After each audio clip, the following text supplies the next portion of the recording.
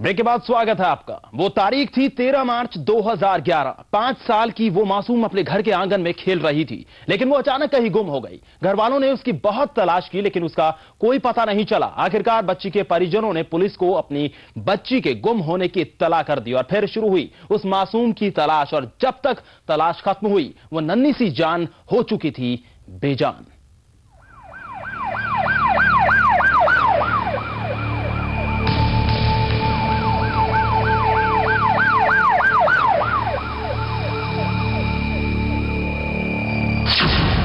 रात के स्याह अंधेरे में टॉर्च की रोशनी में सुराग ढूंढती पुलिस। सुनसान इलाके में बने इस अर्धनिर्मित मकान के पास पुलिस की चहलकदमी। यहां हुए किसी खौफनाक वारदात की तरफ इशारा कर रही थी। रात का वक्त था, लिहाजा वारदात की तफ्तीश के लिए निकली पुलिस भी पूरे साजो सामान से लैस थी। सुनसान इलाके में पुलिस की चहलकदमी देखकर आसपास के लोग भी वहां जमा होने लगे थे। किसी को कुछ भी समझ में नहीं आ रहा था कि आखिर इतनी रात के वक्त पुलिस इस खंडरनुमा मकान के पास क्या कर रही है।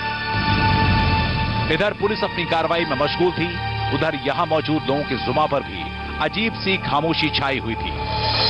अभी पुलिस इस मकान के इर्द गिर्द मंडरा ही रही थी कि अचानक उनकी नजर यहां मौजूद एक लाश पर पड़ी। लाश के मिलते ही तमाम पुलिस वालों के चेहरे पर थोड़ी मुस्कान तैर आई। ऐसा लग रहा था कि उनके हाथ एक ऐसी चीज लग गई है जो इन्हें लगातार परेशान किए जा रही थी। पुलिस ने लाश को फौरन अपने कब्जे में लेकर पोस्टमार्टम के लिए भेज दिया और फिर आगे की तफ्तीश शुरू कर दी। अभी भी पुलिस के सामने कई चुनौतियां थी। मसलन पुलिस ने एक बच्ची की लाश तो बरामद कर ली थी, लेकिन उसे न तो कत्ल की वजह का पता था और न ही उसके पास कातिल का कोई सुराग था। लिहाजा पुलिस ने कत्ल की इस गुत्थी को सुलझाने के लिए फौरन टीमें गठित कर दी और तफ्तीश नए सिरे से शुरू कर दी और पहुंच गई उस बस्ती में जहां से वो बच्ची गायब हुई थी। लेकिन पुलिस के हाथ अब भी खाली ही थे। पुलिस की तमाम टीमों ने एक एक करके अपनी अपनी तहकीकात शुरू कर दी, जिसके बाद हकीकत सामने आते देर नहीं लगी और जब मामले का खुलासा हुआ तो उसमें एक बार फिर इंसानियत को शर्मसार कर दिया। कैमरामैन धनराज बागले के साथ जय सोनी, P7 न्यूज, सूरत।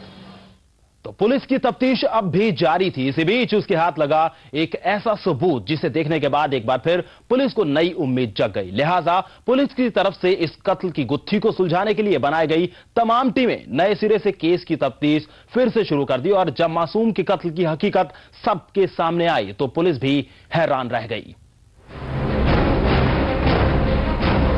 सूरत पुलिस के हाथ लगी थी एक मासूम की लाश।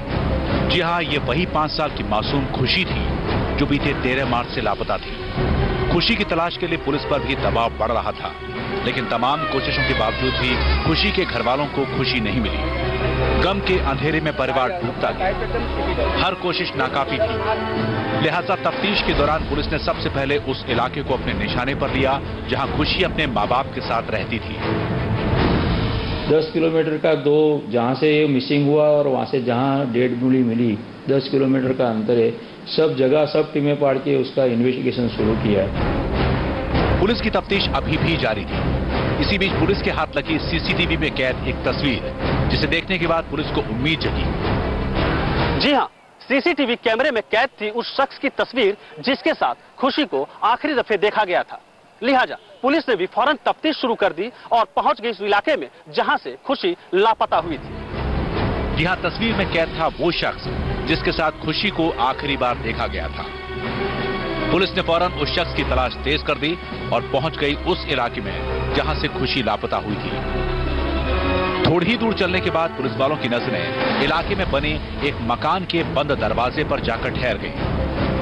जी हां, ये मकान उसी शख्स का था जिसके साथ खुशी को आखिरी मर्तबा देखा गया था।